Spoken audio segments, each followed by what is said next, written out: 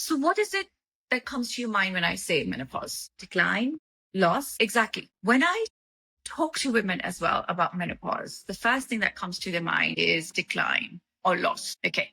So I want to create the awareness through this Menopause Reimagined whole platform and the program and the framework that we are developing. See menopause from a different perspective, moving beyond the symptom focus view, because with menopause, women think that is to do with hot flushes, night sweats, joint problems, brain fog, concentration problem, forgetfulness, heart issues, all those things come to mind and they become more symptom based. And so I want to create a platform or framework where we are recognizing menopause as more than a hormonal event. Okay. So if you just take a step back and see what is menopause and perimenopause. So what you're seeing today is what we call symptoms is a trigger, and then it just starts because you've gone into menopause.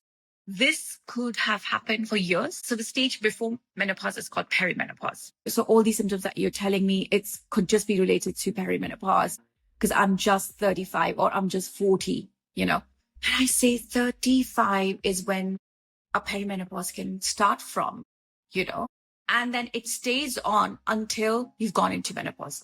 Menopause is a stage where your periods have stopped and you've had no period for the past 12 months. That's what is called menopause. Okay. Anything before that, from the age of 35 onwards, could be that you are into perimenopause. So this is not what can happen to me or I'm too young to go through all this. Because perimenopause and menopause kids, there's a huge age variety and the scale is huge. So 35, we're saying onwards, and then the menopause can start from 50 onwards. However, we are seeing the early menopause as well. Okay.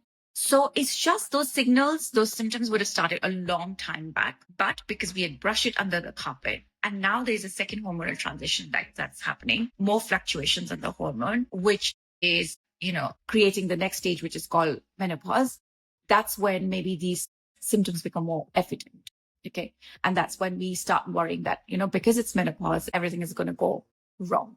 Okay. So we have to understand that it's just a transition, which is affecting your biology, your identity, and then the life stage as well. So we need to shift our perspective from what is wrong with me to what is my body adapting to? What are treat these symptoms as signals of your body and see what these signals are trying to portray or convey to you.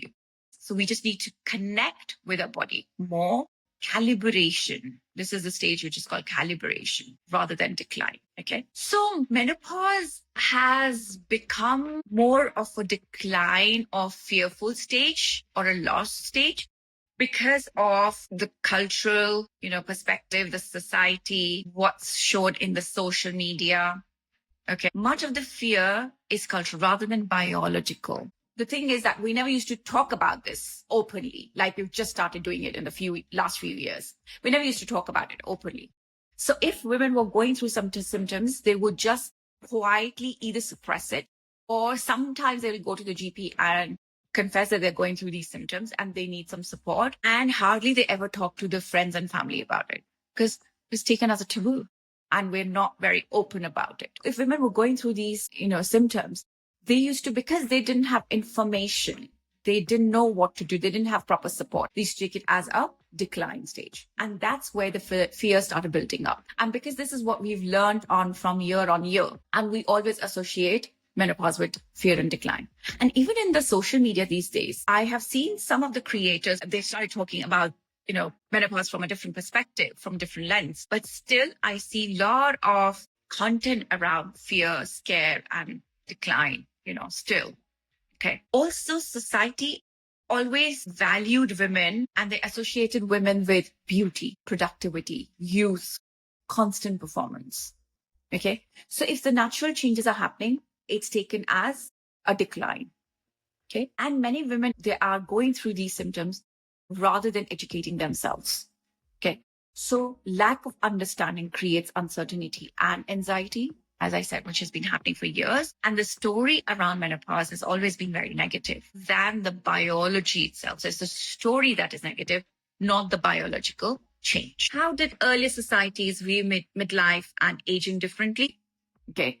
They used to always associate midlife with wisdom and leadership. Older women were valued for the experience and perspective. They frequently were seen as advisors, teachers, wiser women, community guides. And aging was seen as an integrated process rather than resistance. So ancient traditions often associated the stage with greater clarity, inner authority. Women just thought that, they're becoming more and more clear about what their priorities are, what is it that they want from life now. And difference was largely the meaning attached to aging rather than the biology itself. What has changed in modern science that is shaping how menopause is experienced today?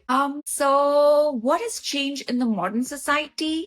As I said, first is modern society, the way it sees it as the perspective around menopause. Okay. And also the way it's experienced is based on the lifestyle, the diet, the environment, the people around, and their perception towards menopause. Okay. Would you say menopause is purely a hormonal event or it's a wider life transition? I would say it's a hormonal event and the wider life transition. But right now, I think what we have seen menopause as is just as a hormonal event. So when we talk about that, we talk about fluctuations in estrogen, progesterone, testosterone, cortisol levels. So right from, or even thyroid levels as well. And these hormones have a bigger influence on the whole body symptoms. So these hormones will have an impact on your brain activity, mood, sleep, metabolism, temperature regulation, But at the same time, there's a lot more going on rather than just the hormonal event. There's a wider life transition that's happening, At this stage, there could be career changes. There could be changes in relationship because your priorities change. Your perspective to see yourself and the society, your friends, family, people around you changes. So there could be change in relationships, a change in career, because now if you're prioritizing yourself more, the job role that you were in, which was very demanding, you may want to take a step back and look to do something else. You might just look for a purpose in your life, which could be different from the career you're pursuing right now. Okay. Identity shift. You start thinking about who am I? What am I? What is it that I want? Not that, as a mother, as a sister, as a daughter, as a friend, but what is it that I want from life as I am? Okay. So you start reevaluating your priorities. So it's both a biological and psychological experience. A hormone only explanation often misses the wider experience. Are symptoms problems to suppress or signals to understand? So symptoms have been taken as problems and we have been suppressing them for years. Okay. So we have seen them in isolation. If there's a sleep disruption, we say, oh, I'm not able to sleep. Or if there's hot flashes, then you just say, I'm having symptoms. I'm just having joint aches. We've been seeing that as symptom or something gone wrong with the body and in isolation. Okay. So symptoms need to be viewed as signals from the body. It just needs to be viewed as what is your body trying to tell you? Just because we're not in tune with the body, we ignore that.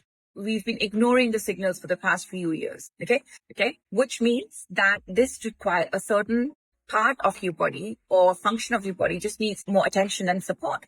So if I say from the modern science, sleep disruption may reflect nervous system overload. Yeah. Anxiety may be linked to blood sugar instability or stress physiology, or weight gain may be because of the metabolic adaptation or muscle loss.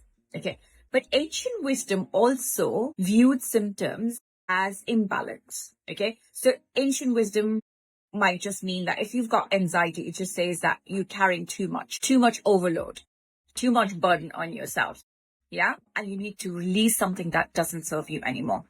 Okay. Weight gain again is because you're carrying too much physical burden or emotional burden. If you release that, that's going to help. Hot flashes may just be saying that patterns that you're seeing from the past. So you need to release some of those patterns that don't serve you anymore. Okay. So release the old patterns and move into new you.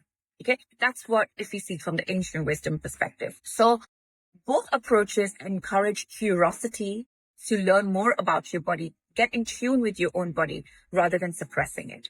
So the question becomes, what is my body communicating to me rather than just saying, how do I stop this? Okay. How can men or families better understand this transition? Imagine if men and family, around you better understand this transition. How beautiful would that be? How easier the journey, the transition would become, isn't it? So if the families, in terms of your spouse, your partner, your kids, your parents-in-law, or even friends around you, if they recognize menopause as a biological transition, not as a character change. They don't see you as a new person or a totally different person, but just feel that, it's a biological transition, which could lead to a new you as well. Understand that these symptoms are invisible, which are not seen around right now, but they can have an impact on your sleep, mood, energy, and cognition. If they can offer you support without judgment, that is very important. If we can be in a society with no judgment, imagine how beautiful the environment and the society is going to be. Reduce expectations to constantly push through, because you've been doing that for years, prioritizing everyone. So you kept on going and going and going. So there's always been a lot of expectations from women, isn't it? So if they reduce those expectations to constantly push you through, that would have a positive impact. That'll make a huge difference. Focus on listening rather than fixing the things for you. You just want a good listener right now. So if they can focus on that, that can help you. If they can create an environment that lowers the stress around you, physical, mental stress and pressure. If they remember that support can significantly, influence your experience, they need to always remember that. If they provide you a little bit of support, that can have a huge impact on your overall experience and your journey and your transition. What would change if families saw menopause as a transition rather than a problem? Then, in how better the things can get, more understanding, less conflict amongst people, amongst your relationships, greater empathy and patience, so they can understand what you may be going through. Reduce pressure on women to hide the symptoms, because if nobody's going to listen or understand, you're going to start suppressing your symptoms and hide it away from everyone. You're going to stop talking about the symptoms. Okay. So rather, if you can be open about it, then that will reduce pressure on women. Increase emotional support, people to be able to understand. Because you're trying to understand yourself right now, what's going on in your body. On top of that, if you can get emotional support from everywhere, whether it's your workplace, whether it's your immediate family or your friends, that can be really huge, beneficial. Better communication within families. Okay, a more supportive environment for adaptation. Then you'll be able to adapt to those transitions even in a better way, and improved overall well-being and resilience for you. You'll be able to bounce back, from whatever has been happening, because now you are in tune with yourself. People are in tune with you, with what's happening with you, and that makes the whole transition and journey much more smoother. So you can imagine if there's so much happening, and at the same time, if we can have these family support, your spouse support, your partner support, it can turn around things, can bring these numbers down. Okay.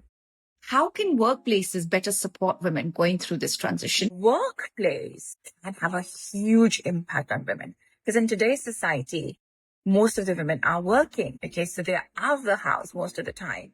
Or even if they're working from home, they are in the work environment. So the workplace can support women who are going through this transition in a better way. That can have a huge impact on the women's life.